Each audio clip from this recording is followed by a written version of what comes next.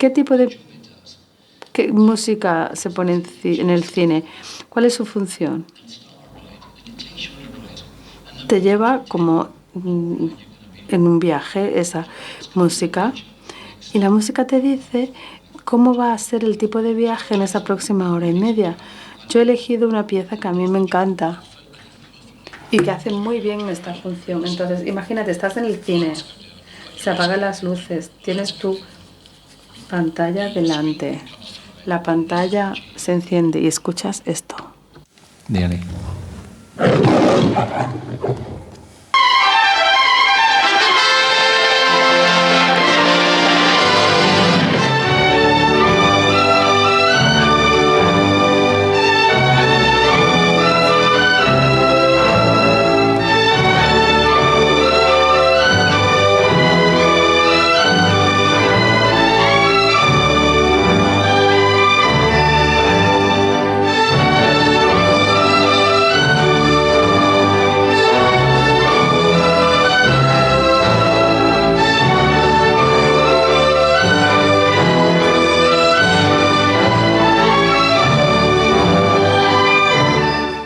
So you buckle up, you're off. Entonces ya te preparas y empiezas. Probablemente asumes que te lo vas a pasar estupendamente con esta música. Hay un DVD excelente que les recomiendo a los estudiantes que se llama Score. Cogerlo es muy bueno. Y yo he cogido un par de clips de Score que a lo mejor os parecen útiles. El primero es cómo es la música de las películas y qué hace. Pues voy a coger una frase de Quincy Jones que murió trágicamente la semana pasada y decía, a ver si la encuentro, ¿me oís? Me acabo de desconectar de algo. No, ok, estás fenomenal. Quincy dijo, podemos hacerte sentir como queramos que te sientas. Piensa en eso. Nosotros, los compositores, podemos hacer que te sientas como queramos. Este es un clip de 1 minuto de Score de este DVD. When you hear Rocky, everybody in the audience knows what's going on. The composer is a storyteller. Music has the ability to shape and in some cases alter or even subvert what the filmmaker is communicating. The score is the heart and the soul of the film. Film music can make an exciting scene more exciting. We call it emotion lotion because we can make you feel anything we want you to feel. It's being able to communicate on a level that they can't tell in pictures. Great film music can elevate.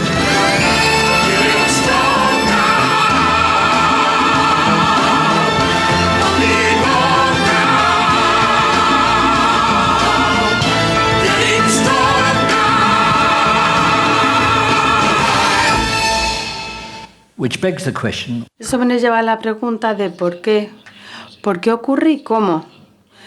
Este es mi otro minuto en el que se explica exactamente qué es lo que te pasa cuando estás viendo una película y ocurre todo esto dentro de tu cerebro. Looking at emotion and other kinds of responses to music, there are many structures in the brain that are involved. Music is so multifaceted, it's so multidimensional. Different aspects of music are processed by different systems in the brain. So when you're looking at something like melody and pitch, that's processed by one system in the brain. When you're looking at the time-based aspects like tempo and rhythm, that's processed by another system. We are having some sort of a physiological response that the body is showing, and the goosebumps is actually just a sign of what's happening inside your body. There's a system in the brain. Hay un sistema en el cerebro, el estriado ventral y el núcleo sucumbente ventricular que excitan, como por ejemplo si es chocolate o sexo lo que estás tomando. Es algo que podemos ver que ocurre. Es interesante porque estas son sensaciones que recibimos, por ejemplo, del chocolate, que es la liberación de dopamina, que consigue activar los mismos lados del cerebro que la música. Es el único arte que técnicamente no existe. Sí que hay instrumentos, sí puedes tocar muchas cosas que contiene la música, pero la música no se puede tocar, ¿no? Es solamente, pues, es uno distinto, ¿no? Sí, es un poquito distinto, ¿no? Es una forma interesante de verlo. Y antes de empezar a hablar de preguntas, quiero hablar de la dopamina. Lo de la dopamina es nuevo para mí. Estoy un poquito, bueno, que no sé mucho, pero lo he pensado mucho. Recientemente hay otra palabra que yo no sé, eudaimónica, la eudaimónica.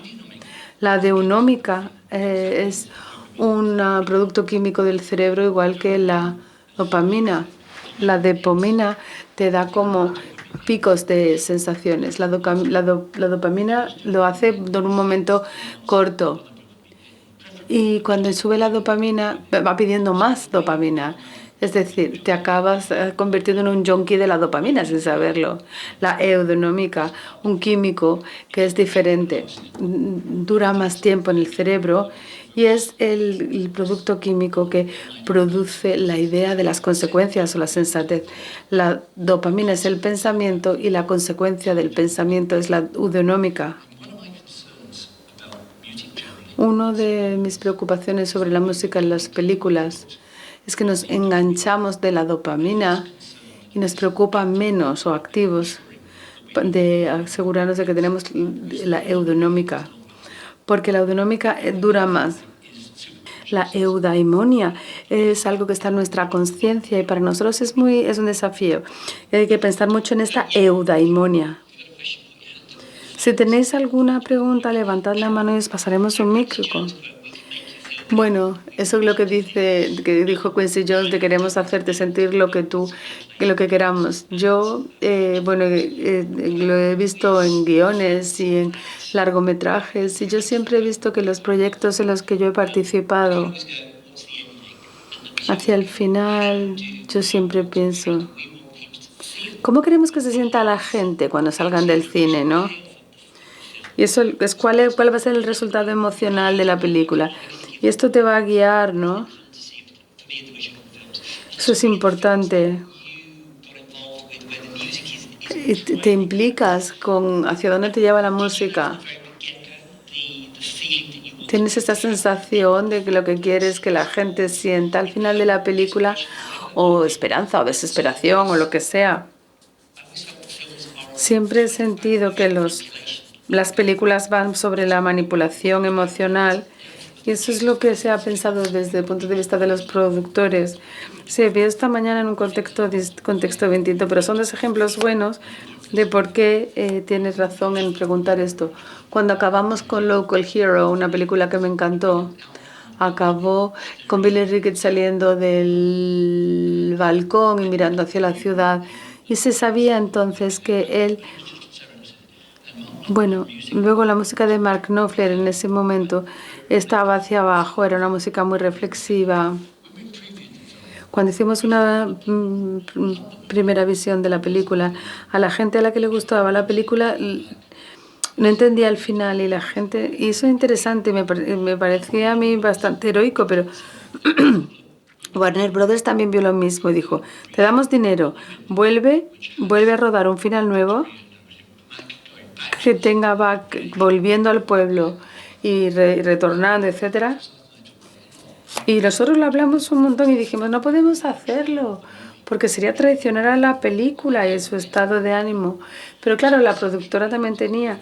Estuvimos buscando en las tomas descartadas, encontramos una toma del pueblo en el que lo que hicimos fue degradar la fotografía y parecía el atardecer y usamos ese plano y cogimos la música de Mark Knopfler de Looking at the Dark City y lo único que fue poner el sonido del timbre del móvil, del teléfono, perdón. Y el público es muy inteligente. Él sabe que el público sabía que estaba llamando a casa. Y luego viene Mark con su música y la película acabó con algo muy inteligente. Y claro, luego si subes al público y lo llevas a un sitio y lo llegas a un sitio donde querían estar. Querían estar allí, que la película acabara bien y que la vida fuera satisfactoria. Otro ejemplo que es del que hablé yo esta mañana. buenos de Goenfields, porque fue muy duro, no sabíamos lo duro que era hasta que se había hecho antes y la gente realmente le costó aceptar el final. Probamos distintos tipos de música. Michael Field escribió una pieza. Seguimos experimentando y al final fue una coincidencia en el momento en el que acaba la película en realidad era, por ejemplo, pues se convirtió en la canción número 1 del mundo. Entonces pusimos esa pista, la pusimos en la radio, en el coche, cuando íbamos al hospital. Iba el protagonista al hospital y de repente cambió todo. El público recibió justo la tranquilidad que necesitaban, que el mundo no es un sitio terrible y que estar ahí 2 horas viendo una película le merecía la pena la experiencia. Y con esa canción se cambió todo. Y en caso de que no estuvieses aquí esta mañana, fue un momento extraordinario. Pati y yo estábamos ahí en el estreno de Nueva York y tuve un montón de problemas para conseguir los derechos de Imagine. Yoko Ono estaba al lado mía con un amigo mío.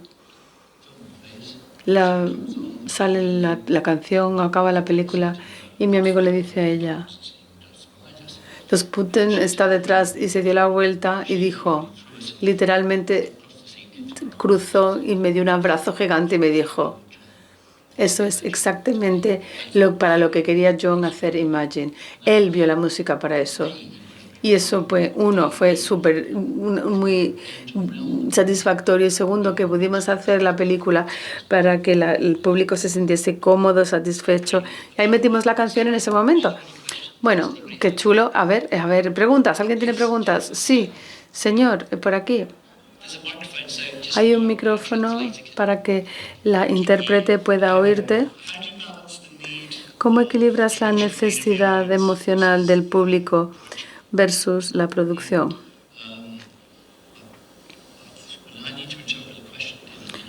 Tengo que interpretar esta pregunta en el sentido de que las necesidades del público se tienen que satisfacer en el guión, en la forma de dirigir la película y en la interpretación de los actores. Es posible que te encuentres en una situación difícil y que va a necesitar una sutileza para ver dónde colocas la música. Si la música les va a tranquilizar, y yo también lo he hecho, o si la música está viniendo a cubrir diálogo que no funciona, cosa que también he hecho, la verdad. Pero se necesita mucho coraje o para ser muy valiente para no poner música, En la cabeza piensas, bueno, ¿qué va a pasar? Y muchas veces sí que funciona en la primera proyección. Por tanto, creo que es el juicio. Es como un juicio. Esto me parece a mí, esta transición, ¿acaso va a necesitar una base de música o funciona tan bien que es sin dudas un corte tan interesante que pasa a otro? ¿Te contesta eso? Sí. Si queréis hacer preguntas en español también podéis, porque vamos a recibir nosotros la traducción al inglés. Así que si hay alguien que quiera hacer alguna pregunta, pues la puede hacer en español. Muy bien, Debbie, te dijo seguir. Voy a hablar sobre distintos componentes. El primero, hay un elemento de culpa. Giorgio Moroder.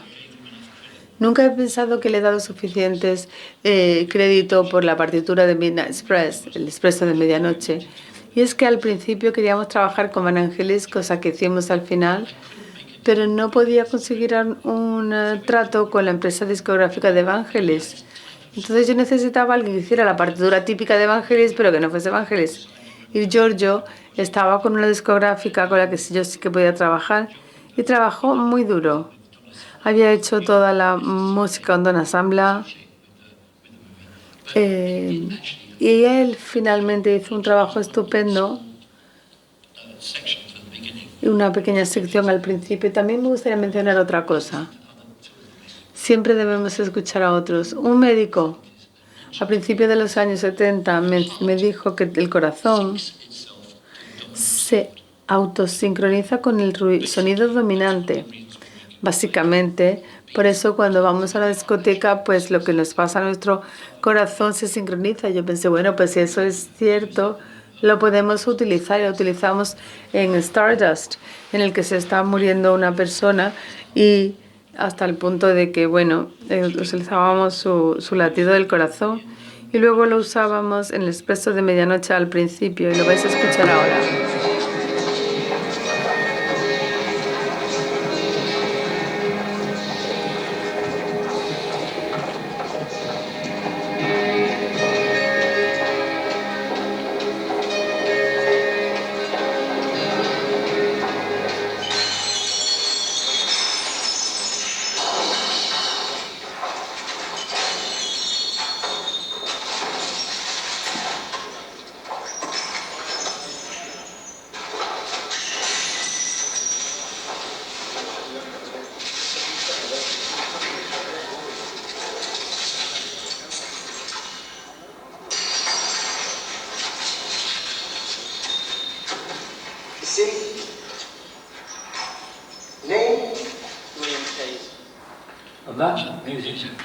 Y esa música funcionó en esta película como queríamos y tenía su ritmo y fue fabuloso porque influye mucho en cómo montamos la película y lo volvimos a remontar la película para mantener el ritmo que Giorgio había establecido allí. Fue una partitura muy interesante, se llevó un Oscar por la banda sonora. No creo que él llamase a Vangelis para utilizar la música, pero él ganó el Oscar por algo muy interesante, y es que el año previo los Bee Gees nos habían nominado por Staying Alive, ¿os acordáis? Por esa película. Y hubo un gran escándalo en la gente de la música en América y se había convertido, bueno, ese mundo en un club de amiguetes, y yo creo que esto fue la primera partitura electrónica que había ganado un Oscar, y yo creo que se debía a que habían cometido un error fatal el año pasado y nosotros fuimos los felices beneficiarios del error del año pasado. El segundo compositor es Mark Knopfler, una de las personas más agradables con las que se trabaja. El segundo álbum se llama Making Movies, no sé si os acordáis. Making Movies comenzaba con una sección. Yo pensé, wow, a este hombre le encantarán las películas, ¿no? Porque empieza su disco con una sección sobre esto. Y le escribí y le dije, ¿te interesaría hacer una partitura para una película? Y me escribió su manager y dijo, sí, estaría interesante, y nos reunimos. Y yo escuché un problema, que es que el director no le gustaría Dire Straits, lo cual era un problema, claro, que es lo que los productores hacen. Y tuve que organizar unas reuniones entre Bill y Mark Knopfler y yo. A Bill le gustó una pista, Telegraph Road. Entonces me aseguré de que tuvimos un montón de conversaciones solo sobre Telegraph Road y no sobre ninguna otra canción. Solo nos centramos en esa que es la que le gustaba al director. Y al final encontraron un punto de encuentro y trabajamos con Mark Knopfler. Y hay un clip chulísimo. Mark nunca había hecho antes una partitura de una película y le pareció difícil, pero le pareció que era una forma de trabajar muy disciplinada. Pero bueno, es muy interesante lo que tiene que decir aquí Mark Knopfler. Ed, who's our manager, sent a letter to some people, and got a reply from David Putnam immediately. And it was a really delightful thing to get a script like that, you know, and to realize that it couldn't be better in a way, you know. Of course, since doing it, I found that it probably could be better, but never mind. What made you want to get involved? I don't know, just something about music, I suppose. You know, it's just to do with music, all that, and movies. And is this your first film score? ¿Es tu primera partitura de cine? Sí, la primera vez que lo hago. Sí, va con esa pieza. Le voy a dar un poco de aquí. Yeah, it's up now actually, so the guitar one, you have 4 different ones. Yeah, we turn that over. I don't know, because I haven't actually heard these yet. Yeah. I can't. Bueno, yo no puedo pensar nada mejor que hacer. Una de las cosas interesantes es que no es para mí. Y creo que es genial, porque no es solo para mí. Estoy haciendo, bueno, es intentar ayudar, ¿no? Hemos hecho cosas aquí que han hecho que fuese mucho mejor que de lo que estoy yo acostumbrado en la película. Eso probablemente, bueno, a lo mejor estoy equivocado y está bien a ver, tú estás consiguiendo algo, es algo que es suya, no es mía. Eso está bien para mí.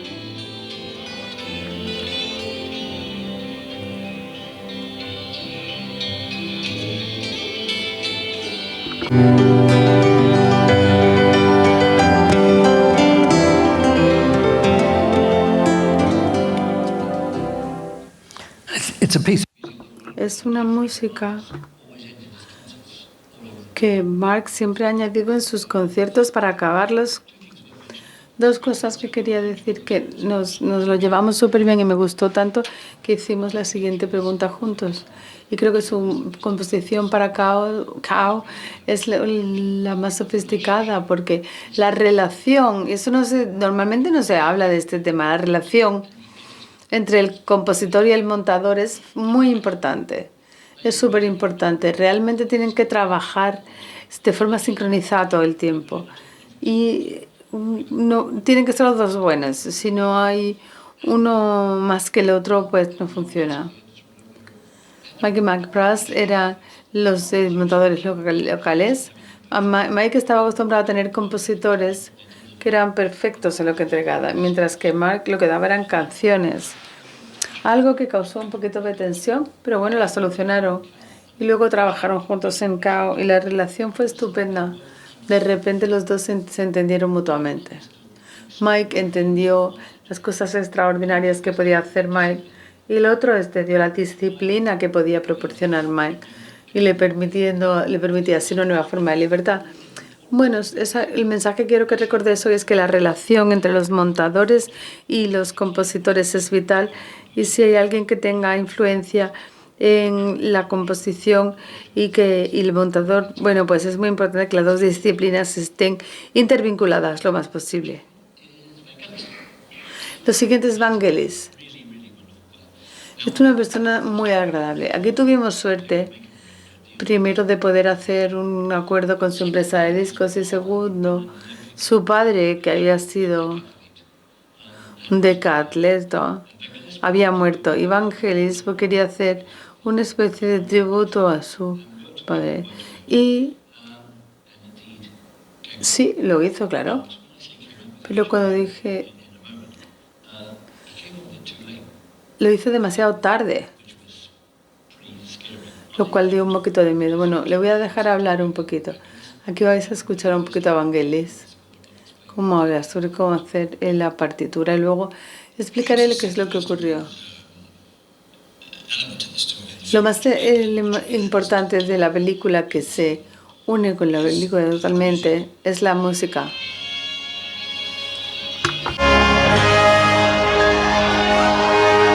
It was a deliberate use of Vangelis to counterpoint the Gilbert.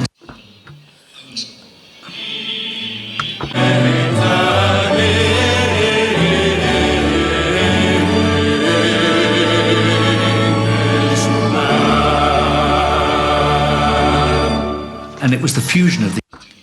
Fue la fusión de los dos lo que creo que sí funcionó. Fue una decisión muy valiente. Aquí tenemos a un hombre, Vangelis. Su padre era corredor y entendió la película de forma inmediata. También es muy emotivo y muy inteligente. Ve la película y puede transmitir y transferir las emociones en términos musicales.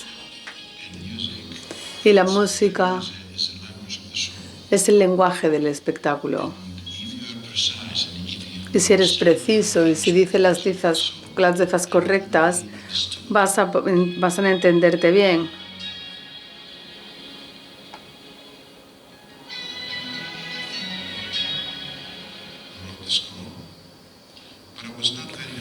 Yo escribí la partitura, pero no estaba contento porque quería hacer algo mejor para el principio. Y luego, en la última minuta, sí que conseguí convencer a tía David simplemente de hacerlo. Y que si le gustaba podían conseguir el último, y si no, no.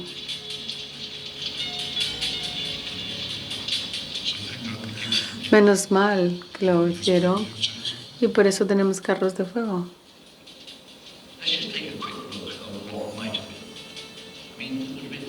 Miremos lo que habría sido, ¿no? Esto es en 1924. Y el resto de la partitura debería ser también de esa época. pero estos son los créditos iniciales.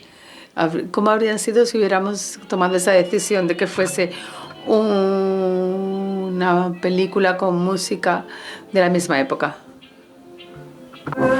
Thank God we didn't. Menos mal que no lo hicimos, ¿eh?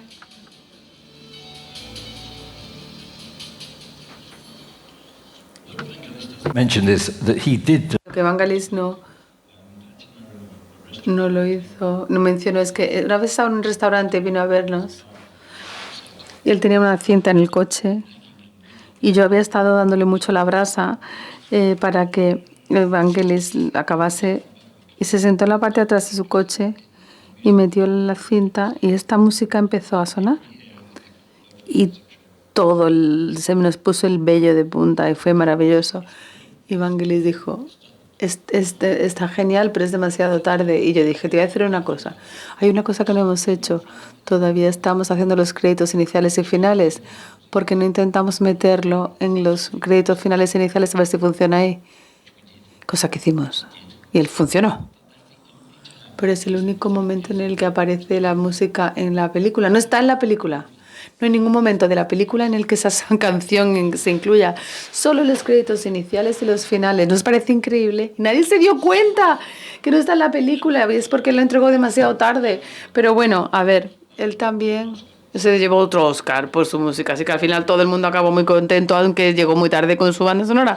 Siguiente compositor. Mike Oldfield. Mike. Yo estaba muy seguro de mí mismo a la hora de elegir gente y canciones. Intenté hacer una partitura, más neutra, ¿no? Porque los APCs, había mucha maquinaria y pensé que sería interesante poner la música que no fuese musical, sino que representase la película. Mike había hecho un álbum que se llamaba Tubular Bells, que no era música, eran ruidos y sonidos. Fui a hablar con él y hablamos. Y él había hecho antes una banda sonora, pero le gustó el desafío. Y creo que hizo un trabajo maravilloso. Maravilloso. Perfecto, ¿no? Hay algunas cosas hay un par de momentos en el que creo que podrían haberse hecho las cosas mejor. Pero sí que hizo un súper buen trabajo. Y ahora tenemos el director y yo. Y Mike, vemos cómo estábamos hablando sobre esa partitura. La única vez que he hecho música de películas, para mí fue un reto. Era muy distinto a cualquier cosa que yo hubiese hecho. Nunca había trabajado con gente que hicieran otra cosa que no fuese música. Le di todo mi corazón y mi alma. Estaba completamente metido en eso. Y tuve el placer de hacerlo y pensar en todo el trabajo. Hay una escena en la película en la que yo pienso que la música se muestra en su mejor calidad, que es cuando se va a evacuar a la gente y están pidiendo la liberación de los periodistas, pero de repente, claro, porque eran periodistas occidentales y se hicieron invulnerables. Y ahora se conoce la verdad de lo que es una causa ahora muy vulnerable.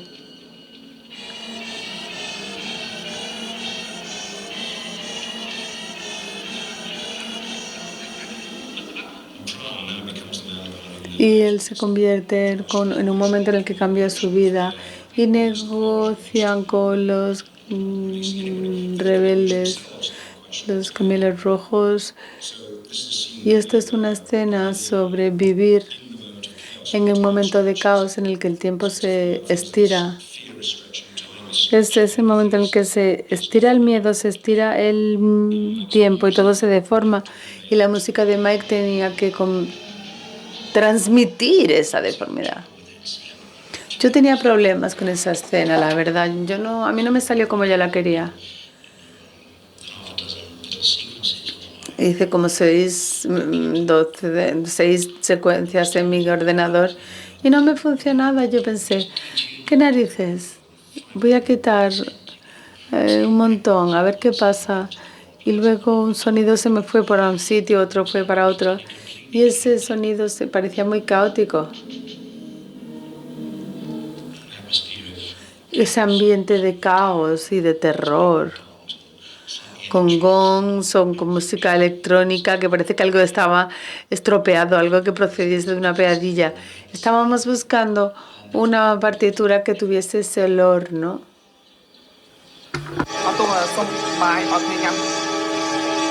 That extraordinary. Esa nota tan sostenida es muy punzante, viaja mucho esa nota sostenida. Sigue la nota ahí y sabes que mientras que esté ahí la nota es que su vida sigue amenazada. Y sabes que si esa nota altera algo y luego, bueno, ya no pasa nada y empieza otra calidad para la película. A ver, sí que hizo un trabajo interesantísimo. Había un momento en la película en el que hay una evacuación de la ciudad, que es una escena grande. Y yo había asumido que íbamos a utilizar esa música clásica, eso como dentro de una oratoria, y Mike dijo, déjame intentarlo a ver lo que hago. Y él escribió esta pieza magnífica de música casi neoclásica, que funcionó perfectamente.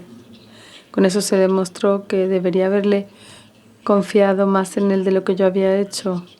Pero fue una colaboración muy exitosa, le admiro y me encanta la forma en la que trabajamos. Nunca nos hizo otra película más, entonces a lo mejor no disfrutó tanto de hacer cine como yo pensaba, o como yo al menos. Vamos a hablar ahora de cuánto hicimos el Expreso Medianoche. Utilizamos las pistas de Vangelis, 10 pistas en el proceso de montaje. Toda la cuestión de estos 10 piezas es muy interesante y esto no es nuevo. Es que forman una parte importantísima de la creación de la banda sonora de la película. He encontrado este clip en YouTube que creo que es muy interesante porque explica muy bien por qué existen estas 10 pistas y cómo no te das cuenta de que deben estar muy cerca, o cómo de cerca está el compositor de conseguir el material que querías. Una elección interesante. Todo el mundo piensa en Star Wars como algo increíble. Vamos a escuchar la canción principal de King's Cross.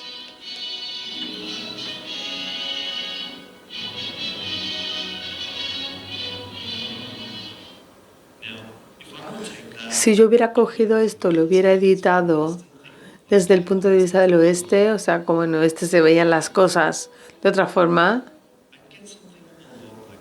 habría conseguido algo que se pareciese a Star Wars.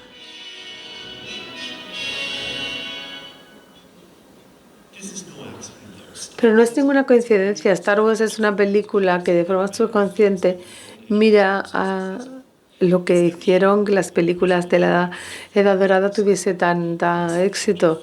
Es las películas de nostalgia, que es como se llama. Volver a hacer la tradición. La canción de apertura nos dice que viene de una tradición distinta, que es un romance de la Edad Dorada de Hollywood, pero que se desarrolla en el espacio y que funciona maravillosa porque tiene unas piezas increíbles. Temp tracks were actually used for the whole. Se utilizaron en toda la película este tipo de pistas. Al principio quería ser como Kubrick en 2001, La Odisea del Espacio, utilizar música clásica.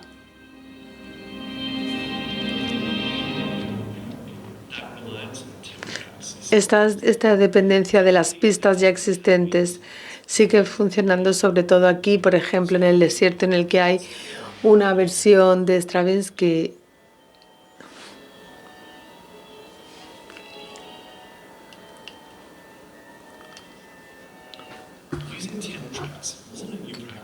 La utilización de música clásica reeditada no es nueva y se remonta a mucho tiempo antes.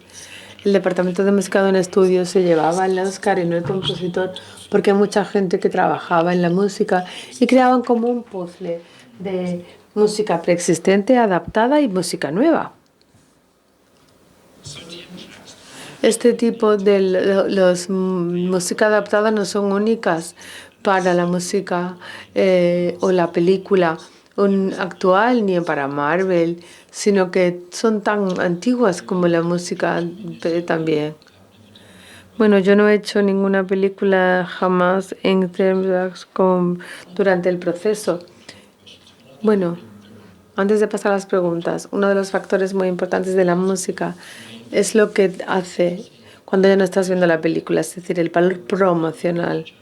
Me acuerdo poco después de que se proyectase Chariots of Fire, yo iba por las calles en Londres y pasamos 5 o 6 tiendas, entonces a la gente le interesa y la película se sigue promoviendo, y la televisión, la radio, y el valor promocional de una canción con mucho éxito va mucho más allá del precio, es algo que no tiene precio, no se puede pagar, es algo que es muy, muy, muy valioso. Vamos a ver un vídeo sobre específicamente Titanic, pero ilustra bastante bien el beneficio económico real, no solo el musical, el estético, sino el poder económico de una partitura buena de cine. Hay un tipo de película en el que la música es fácil de recordar porque tiene que tener una función tan grande, y en las historias de amor antiguas siempre hay grandes partes con silencio, sin grandes conmociones, en el que la música, solo estás escuchando la música. Al estar en el público lo oyes y conoces el tema y te vinculas emocionalmente porque es una sensación muy básica.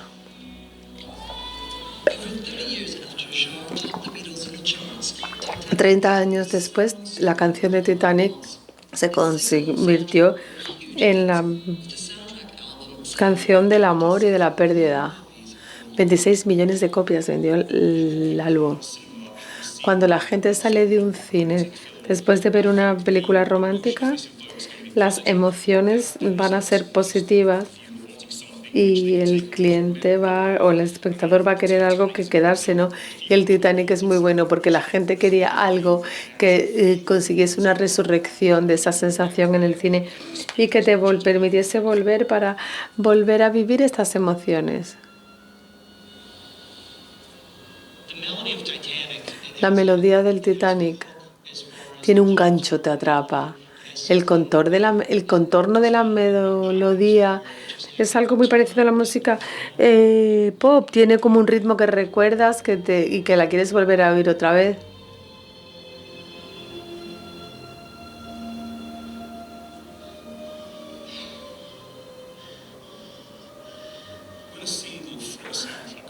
Cuando una canción se convierte en un éxito, se convierte en también en parte del vídeo, ¿no? Aquí tenemos un círculo virtuoso en el que el vídeo hace que la gente vea ver la película hace que la gente escuche la banda sonora, el single, todo genera momento, todo se convierte en una forma de autoalimentación y hace imposible saber qué está alimentando a quién.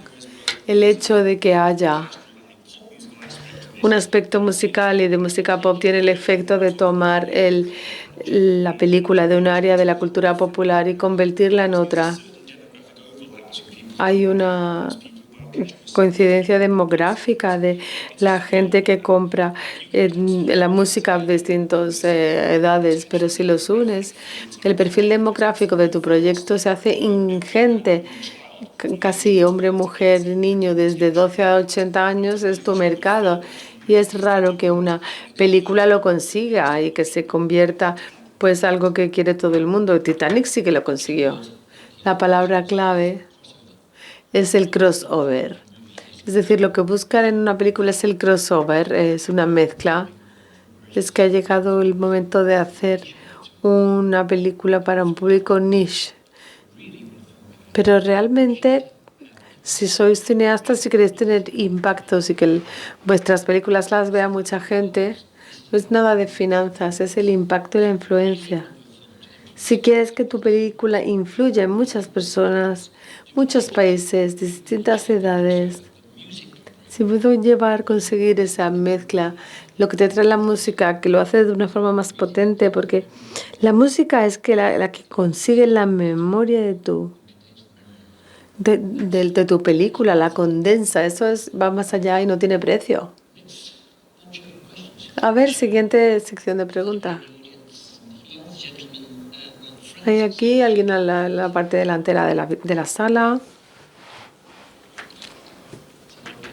Creo que mantén la mano levantada para que te vean. Estabas hablando de crossover. Para mí, una emoción sin melodía. Bueno, pregunta de $1.000.000. ¿Por qué piensas que los grandes estudios de Hollywood están abandonando la melodía?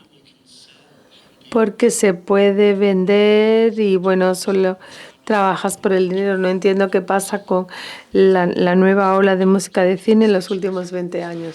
Con excepciones, claro. Bueno, pues no lo sé, ojalá lo supiera, la verdad. Es extraordinario. Yo recientemente estuve mirando las clasificaciones a principios de los 90. Yo siempre lo miraba y siempre. En la parte, los primeros 10 son canciones de bandas sonoras y no sé por qué. Yo no sé por qué los estudios han dejado de hacer esto como el herramienta de marketing. A veces sí, no, yo no digo que siempre, pero tienes razón. Ya en el cine de mainstream, en el mayoritario, la banda sonora es algo melódico, es algo que le gusta al público y que parece ser que la gente ha abandonado. Esto lo que me está diciendo a mí es que volverá. Y hay ciertas cosas que no van a irse para siempre. Yo creo que hay como un desequilibrio ahora. Y esto probablemente lo que nos deja es una generación de compositores jóvenes y directores que se lo toman todo un poco más en serio. Creo. No sé, bueno, no me citéis porque, bueno, lo voy a decir. Mi experiencia con los directores es que tienen unos ojos maravillosos y unos oídos reguleros.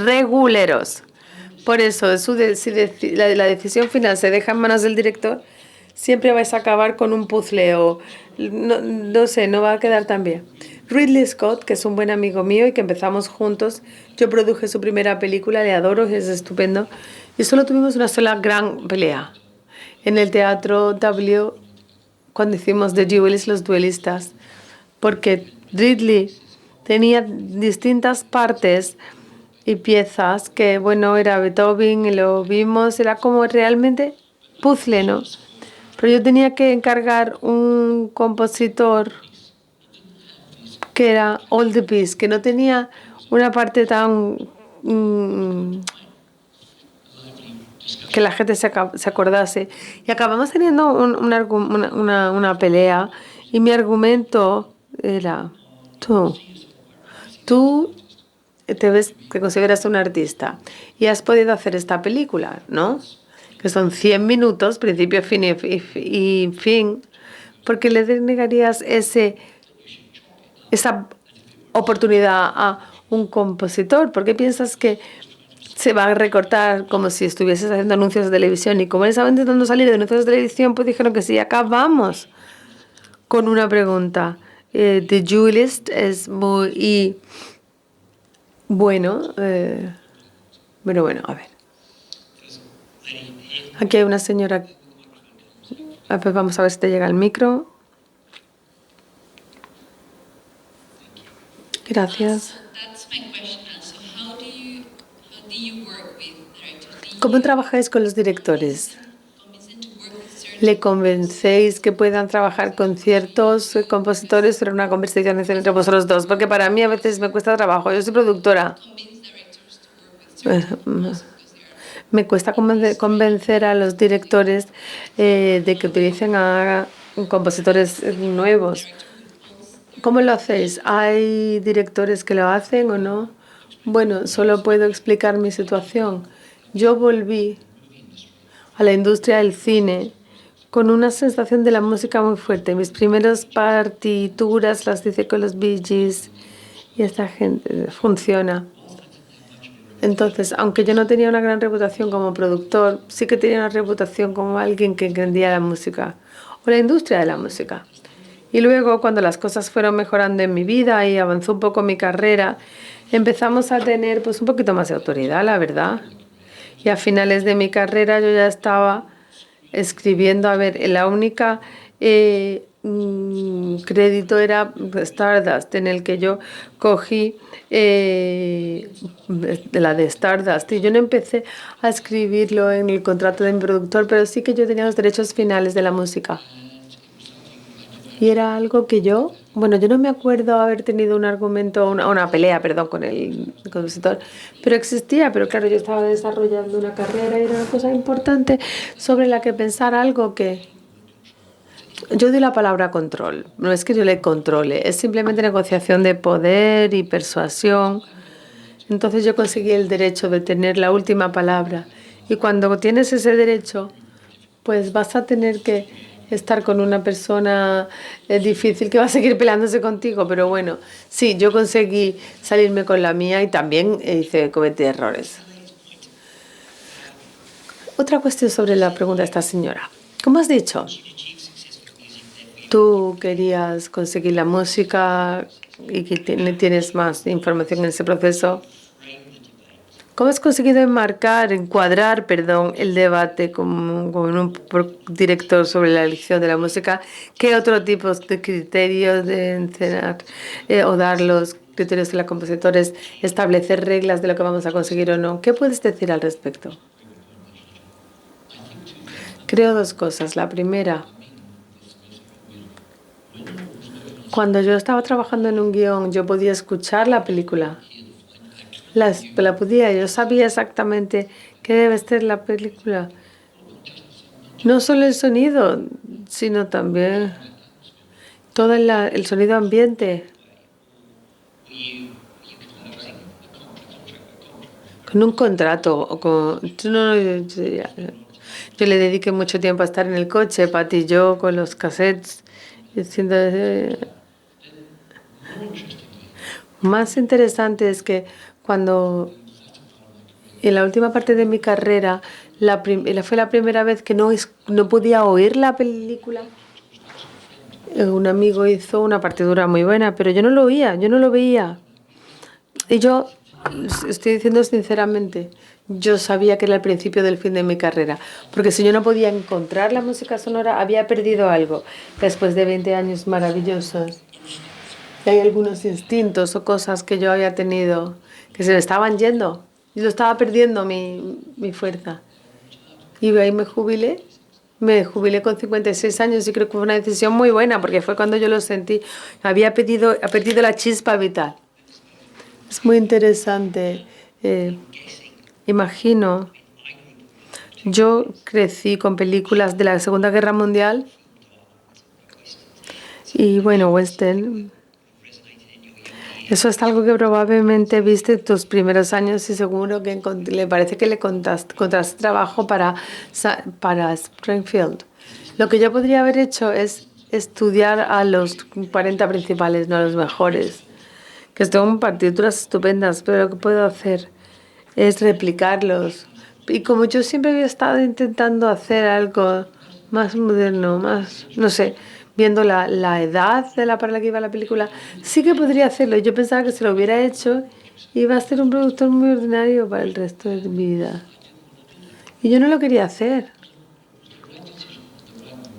La decisión correcta en el momento correcto por la decisión correcta. Cuando te peleas con el director por la banda sonora, hay un criterio que puedes utilizar en el que puedes decir este es clave para la elección del compositor. ¿Acaso sería el guión, la finalización?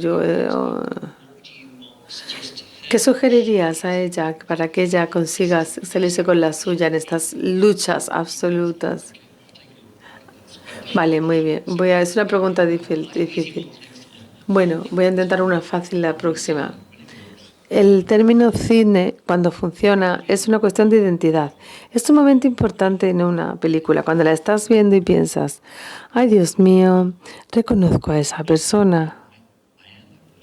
Yo soy esa persona, soy yo, da igual que sea un hombre o una mujer. Han hecho algo, han expuesto algún elemento de sí mismos que se reconocería.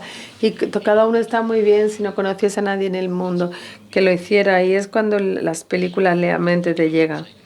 Piensa lo que estoy diciendo. Es un concepto difícil. Es una cuestión de identidad. ¿Quién soy en esa gran pantalla? ¿Quién soy? Creo que la clave es, para ser esa persona, ¿cómo me va a permitir la música que lo sea? Otra clip que uso que no me he traído ahora.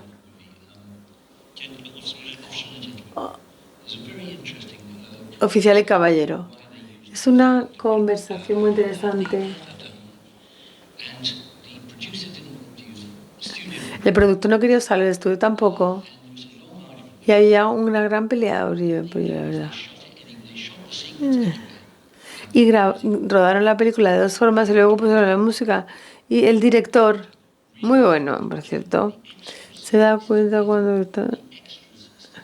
Y la figuración empezó a llorar. Los extras estaban rodando la escena y la figuración empezó a llorar y dijimos, pues nada, pues a tomar por culo, tengo la razón. Entonces él empezó, coge el uniforme y ya está en una fábrica. Pues claro que sí. Claro que cualquier mujer de este público es lo que quería, ¿no? Cualquiera. Me da igual si estáis de acuerdo conmigo. Yo sé que tengo razón, ¿eh? Todas las mujeres de esta sala es de Brauinger. Sí, a lo mejor jugáis. No, ellos ya se habían ido. Bueno, de verdad que lo digo muy en serio. Parece simplista y parece que lo es, pero realmente lo soy. Yo he visto ¿quién soy yo en esta película? Y me importa que van a ir en un viaje más adelante. ¿Qué tipo de viajes? Son los cambios, los giros con los que yo puedo trabajar cuando le hago la banda sonora. Bueno, la respuesta a tu pregunta sería, ese es el desafío. Y luego tienes la conversación y esta es quiénes son. Esta es la historia, es la era de la que estamos hablando.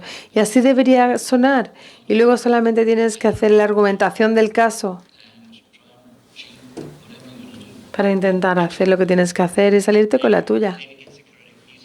Sí, David además se lleva los créditos, ¿no? ¿Hay otra pregunta antes de continuar? Vale. Muy bien, pues adelante. Bueno, lo mejor de mi carrera casi. Yo no uso la palabra genio porque se utiliza demasiado. Los genios, la gente que se piensa que son genios, son gente bastante desagradable. Genio no es otra palabra, pero genio. Sí, él sí es un genio, ese sí, a decirlo claramente, vamos. Es un universo por sí mismo. Y quiero hablar de Ennio, de trabajar con él, no solo en la misión, sino también su propio trabajo, porque él ha sido muy bueno. Lo que hicimos aquí por primera vez, utilizar la IA para crear subtítulos. Si los subtítulos están mal, es que he utilizado la IA.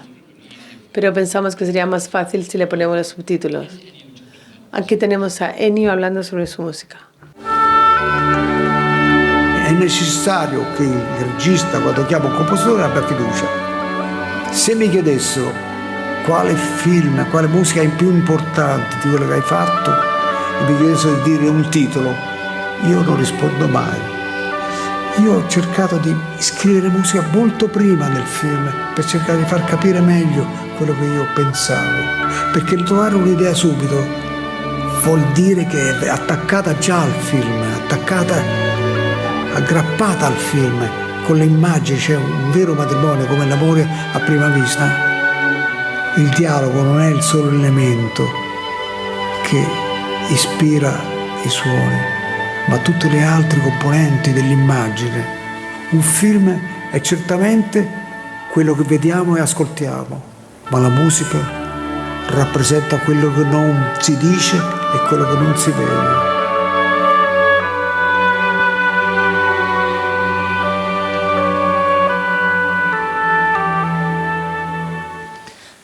What I love is he's saying that music. Me encanta, dice que la música representa lo que no se ve. Es el elemento de la película que no se puede decir, sino que está ahí debajo. Y de forma colectiva, no necesita un lenguaje, es el lenguaje que todo el mundo entiende.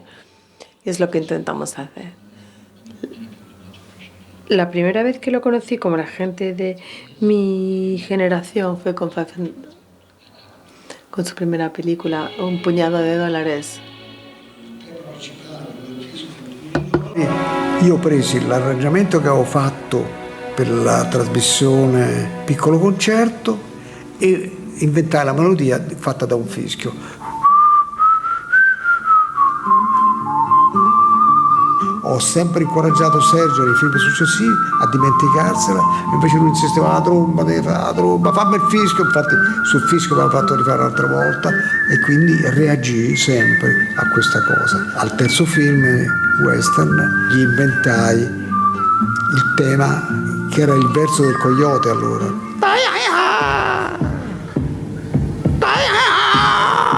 E io feci wow, wow, wow. C'è il drammatico e il divertente e gli piacque moltissimo. E poi tre strumenti individuavano i tre protagonisti, il buono, il cattivo, appunto. You see why I don't speak for him, because he speaks. Por eso no puedo yo hablar en su nombre, él habla mejor él por sí mismo. Su composición no es muy popular, pero es maravillosa. Así que simplemente la quiero traer porque si no la conocéis, os imploro que la conozcáis. Es el trabajo melódico más corto que hizo él, y lo que hizo en esta película del siglo XX es que le dio vueltas al tema, utilizando todos los instrumentos de la orquesta para interpretar cosas en distintos momentos. Gracias a la riqueza de la partitura y de la simplicidad. Bueno, lo que a mí me gusta de este clip es que un amigo dijo que con esta partitura, bueno, esa es de 1900, es una partitura maravillosa y completamente infravalorada.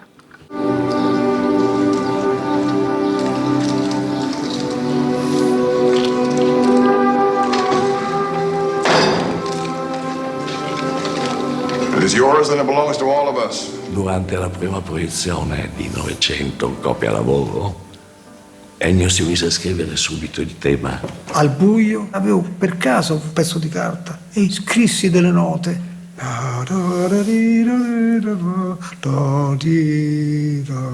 Questo ho scritto.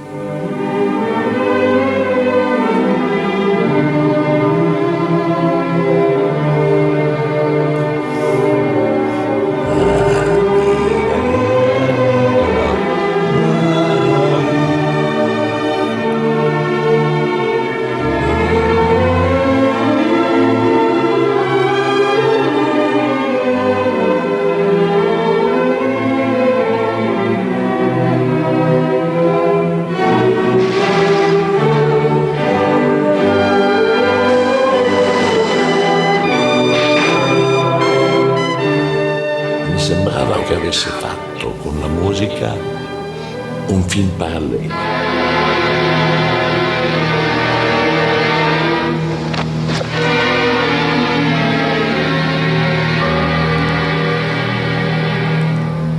Ennio proprio si muove dentro la musica, non c'è niente che lui non ti possa dare. Y bueno, él tiene toda la razón del mundo, ¿no? Él es extraordinario. La primera vez que vi esa película, yo estaba súper sorprendido. Es largo, no triunfó la película en Estados Unidos. Y bueno, le hizo mucho daño a la carrera de Bertolucci en ese momento, pero hizo una buena obra. Dos cosas. Una cosa, que cuando Ennio comenzó como arreglista, no como compositor, él hacía arreglos de música pop de los 50 a los 60 y eso pues así empezó. Y hay otra cosa muy interesante, es que él utilizaba mucho las trompetas porque es un elemento triunfante. Su padre era trompetista, muy bueno además, muy famoso. Su padre, algo pasó mal, le pasó algo en la boca y ya no podía tocar la trompeta también. Entonces lo que hizo Ennio durante 5 años no escribió ni una canción que necesitase trompeta, porque no quería molestar a su padre no contratándole. Y yo creo que es uno de los actos más extraordinarios de generosidad fraternal que he oído en mi vida. Él nunca utilizó una trompeta hasta que falleció su padre y ya luego volvió cuando él murió a usar las trompetas en sus composiciones. Creo que es una historia maravillosa. He hablado sobre cómo los equipos trabajan juntos, igual que la música funciona. El cine italiano se ha beneficiado mucho de poder tener música en el set. Primero, amo este tema. Y uno de los mejores ejemplos es la apertura de Once Upon a Time in America, en el que para crear el contexto, ¿os acordáis que llega a la estación? No va nadie a recogerla. Y al final se sale para apertura de una película y la utilización de la música y la forma en la que está coreografada con la cámara. Nunca hay nada mejor que esto. Nunca, de verdad, es una de las mejores. Yo nunca he hecho nada tan bueno como esto.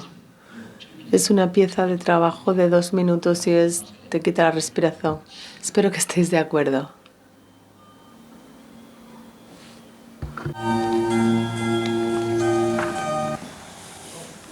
Oh, what happened there? ¿Qué ha pasado aquí?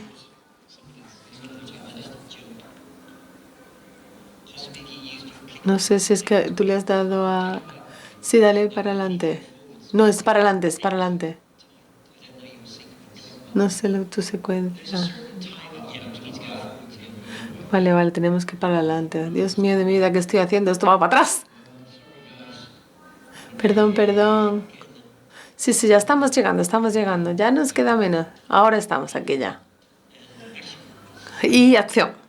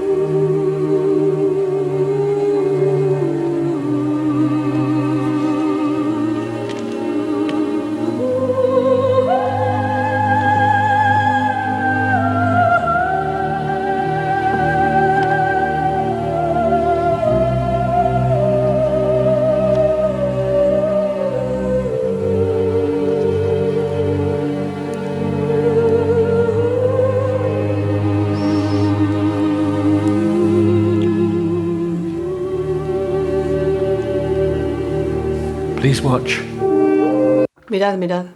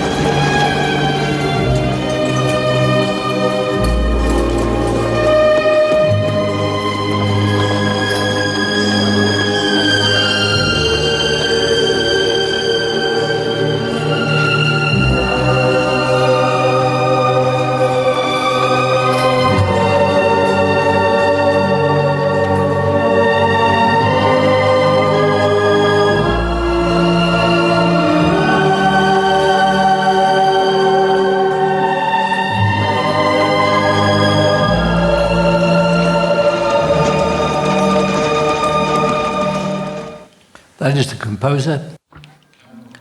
Un compositor, un camarógrafo, director de fotografía y director trabajando perfectamente en armonía. No sé, es la palabra española para decir sublime, pero esto es sublime.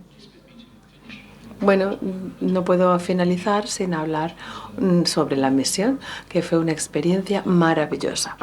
Así que tengo un clip de 3 minutos en el que hablamos un poquito sobre el proceso.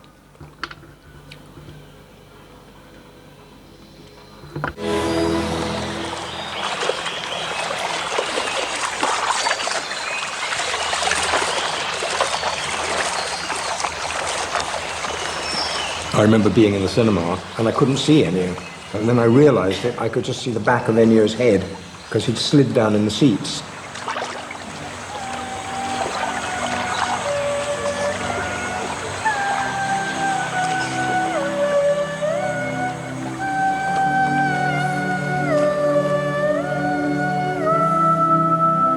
And when he turned round, he was crying.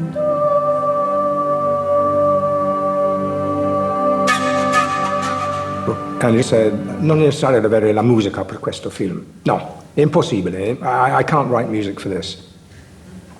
And he left. And one day I was at home and the telephone rang. And the voice said, Roland. Said, yes. He said, qui Ennio. I said, oh, Ennio. He said, ha pensato. È un piccolo idea. I have a little idea. Para pa pa pam. Da di da da da da da di da dam.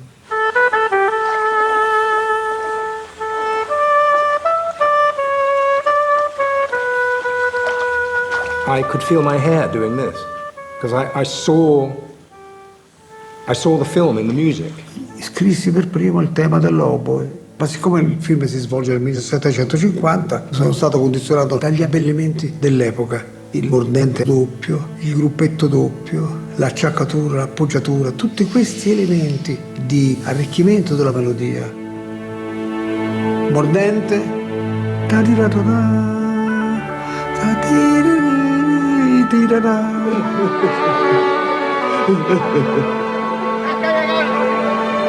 l'acciaccatura, i mordenti.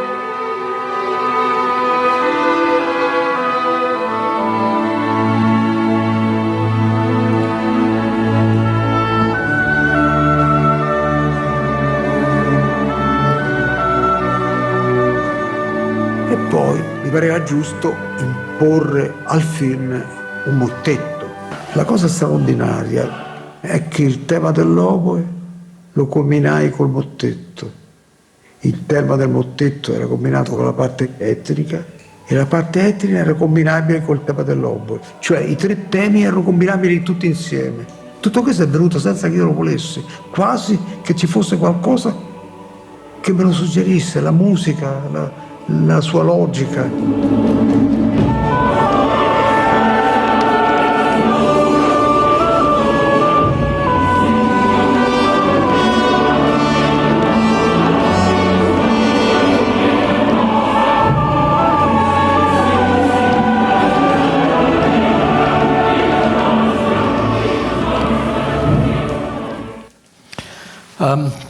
Yeah. Pues sí, un genio, la verdad. Hemos hecho una película en la que hemos trabajado muy duro y la gente solo se acuerda de la música, pues es bastante frustrante.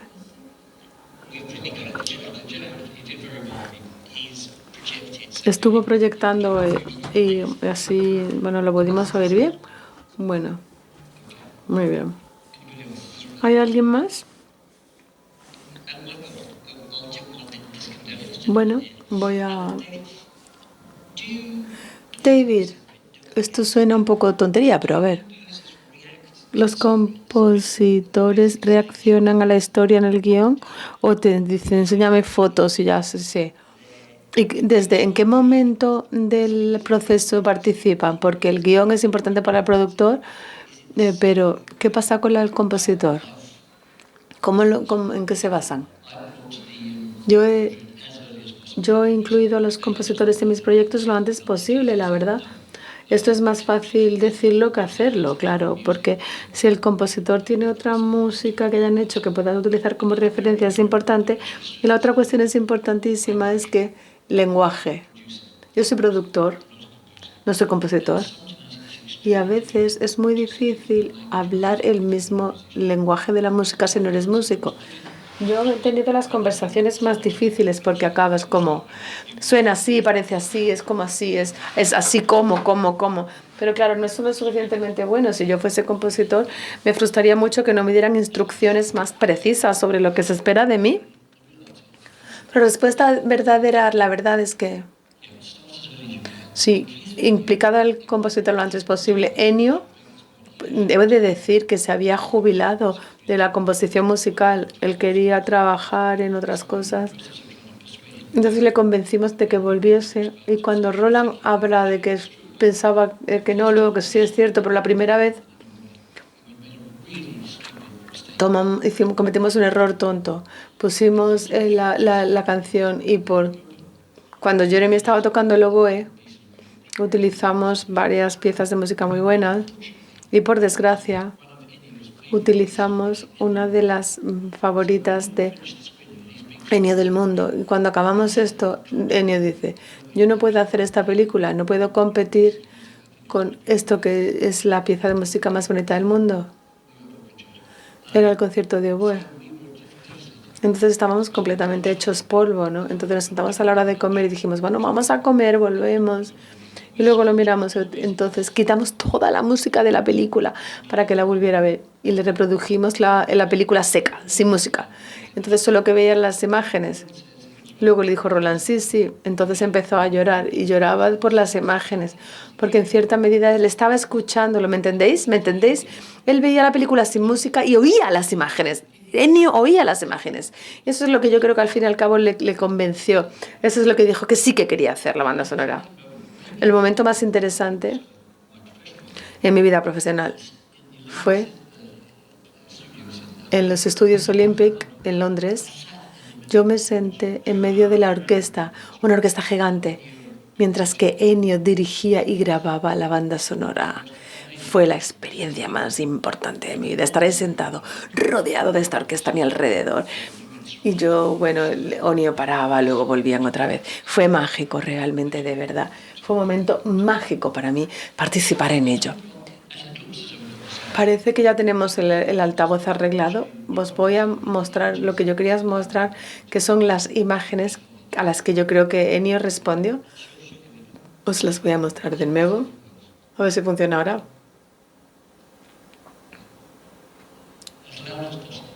Volumen al máximo, por favor.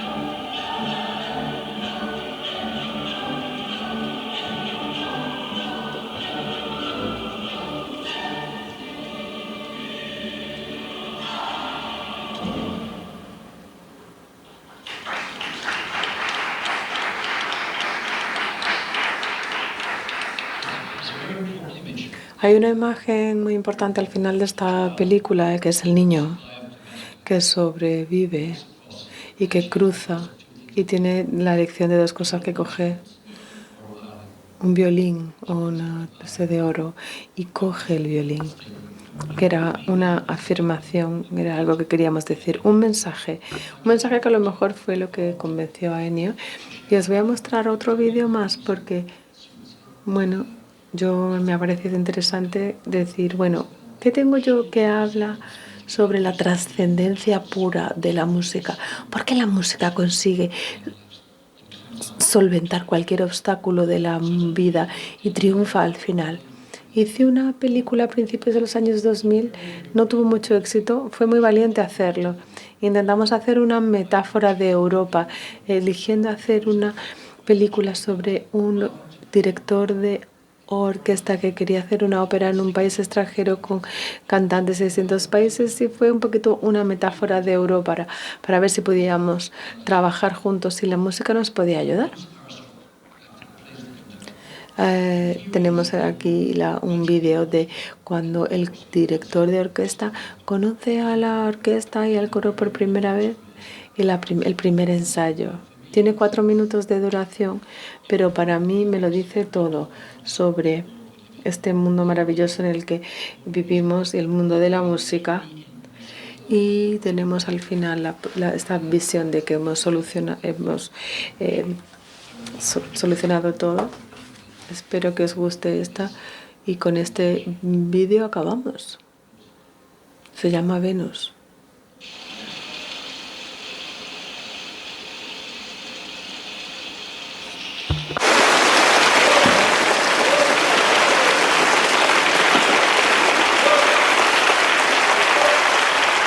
Thank you.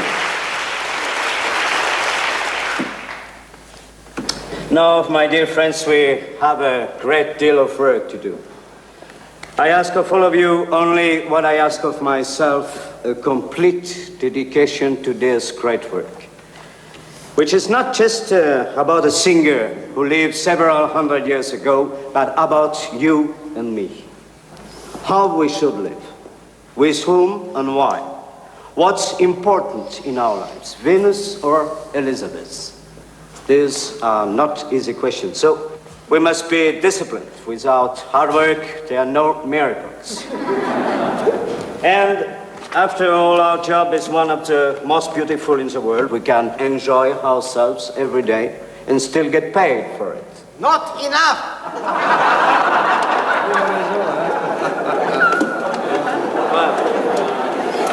Perhaps we can start with the Pilgrim's Chorus from Act 3, Scene 1. Crescendo 6/4 fortissimo, please. Vas-y, dis-lui. What's the problem?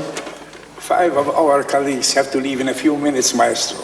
They have a meeting with the management. Which 5?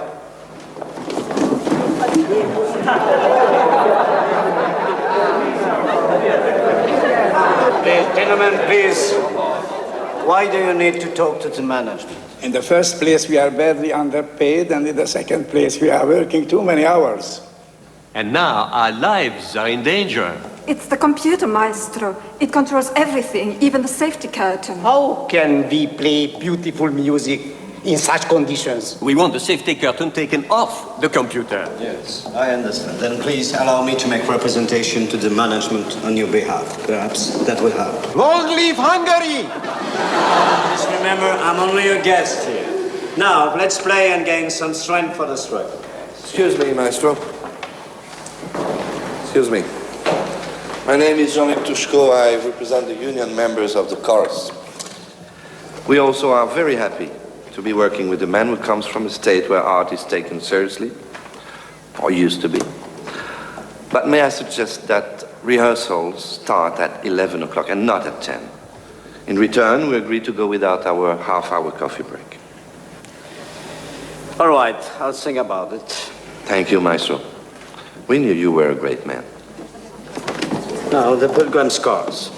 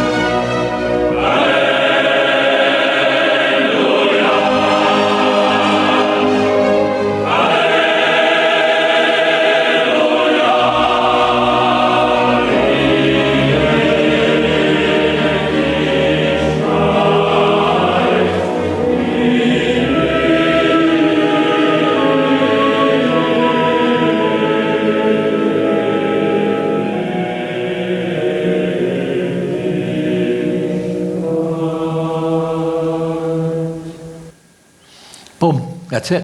Eso es todo. Gracias por escucharme.